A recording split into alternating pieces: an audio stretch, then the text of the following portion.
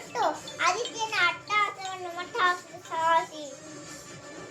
ಅತಲ ವಿತಲ ಸುತಲ ಮಹಾತಲ ಸಾತಲ ತಳಾತಲ ಪಾತಾಳವನ್ನು ಪಾದದಡಿಯಲ್ಲಿ ತುಳಿದ ಕ್ರಮಶಾಲಿ. ಅಡಿ ಎತ್ತರೆ ಮೀರುವುದು ಭೂಮಿ, ತಲೆ ಎತ್ತರ ಬೆಚ್ಚುವುದು ಬಾನು, ಕೈ ಎತ್ತಲು ನಡುಗುವುದೇ ಸೃಷ್ಟಿ. ಚತುರ್ಮುಖ ಸೃಷ್ಟಿಯ ನನ್ನ ಆಜ್ಞೆಯನ್ನು ಪಾಲಿಸುತ್ತಾವ ಯಕಶ್ಚಿತ್ತ ನನ್ನ ಮಗ, ನಾ ಜನ್ಮ ಕೊಟ್ಟ ಮಗ, ನನ್ನ ವಂಶವನ್ನೇ ಬೆಳಗಬೇಕಾದ ನನ್ನ ಕುಮಾರ.